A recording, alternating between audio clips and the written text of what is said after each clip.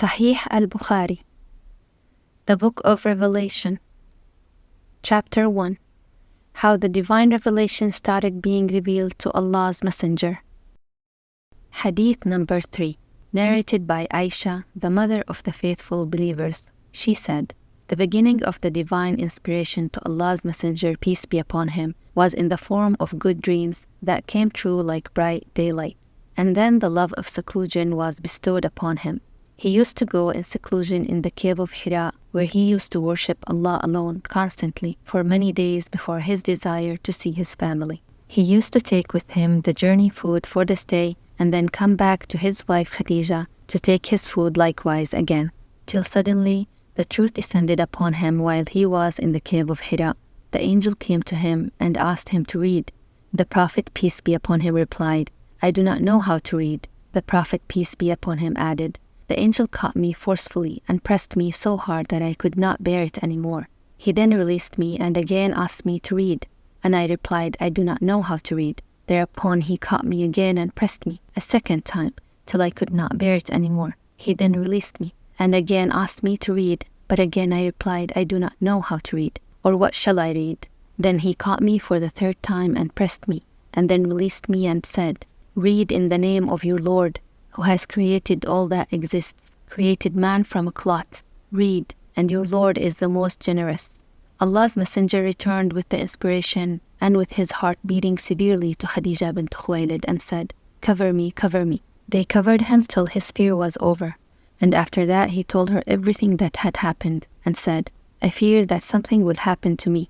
Khadija replied, 'Never, by Allah. Allah will never disgrace you.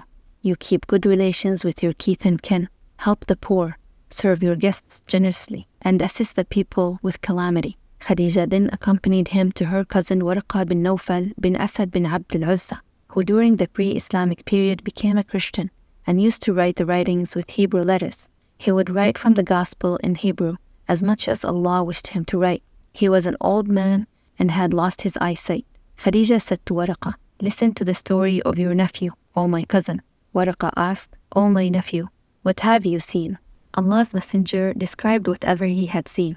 Warqa said, 'This is the same one who keeps the secrets, Angel Jibreel, whom Allah had sent to Moses. I wish I were young and could live up to the time when your people would turn you out.' Allah's Messenger asked, 'Will they drive me out?' Warqa replied in the affirmative and said, 'Anyone who come with something similar to what you have brought was treated with hostility.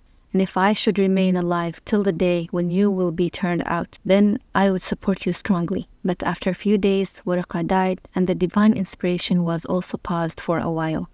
Brief commentary. Prophet Muhammad had the habit of secluding himself in a cave called Hira because he felt something was missing in his life, and he didn't know what it was, even though he had a good wife and children, a good life and a good status in society. He felt something was missing. He knew having these alone does not bring happiness. He would go to Cave Hira to contemplate life, this universe, and this world. He would meditate, ponder, reflect deeply, and wonder how to worship Allah. When Prophet Muhammad, peace be upon him, was 40 years old, during the month of Ramadan, Angel Jibreel startled Prophet Muhammad in the cave and demanded that he read, even though he did not know how to read or write. Prophet Muhammad, peace be upon him, replied, 'I do not know how to read.' Then Angel Jibreel squeezed Prophet Muhammad so tightly that it caused him to lose all his energy. Angel Jibreel repeated the request 2 more times, in which Prophet Muhammad had the same response. Angel Jibreel grasped Prophet Muhammad with overwhelming force and then released him again. Then the first recitation of the Holy Quran was revealed to Prophet Muhammad through Angel Jibreel. 'Recite in the name of your Lord who created man from a clinging substance. Recite, and your Lord is the most generous, who taught by the pen, taught man that which he knew not. It was the beginning of Allah, the glorious first revelation, sent through the Angel Jibreel to humanity, meant until the end of times.' Prophet Muhammad hurried home to his supportive wife in fear and asked her to cover him. She quickly covered him with a cloak. When Prophet Muhammad calmed a bit, he told her what had happened and that he was scared. She replied, comforting her husband with the following statement, 'God will never humiliate you.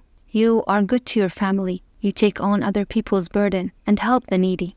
Then Khadija takes Prophet Muhammad to her cousin Warqa, a biblical scholar at the time, and told him what had happened.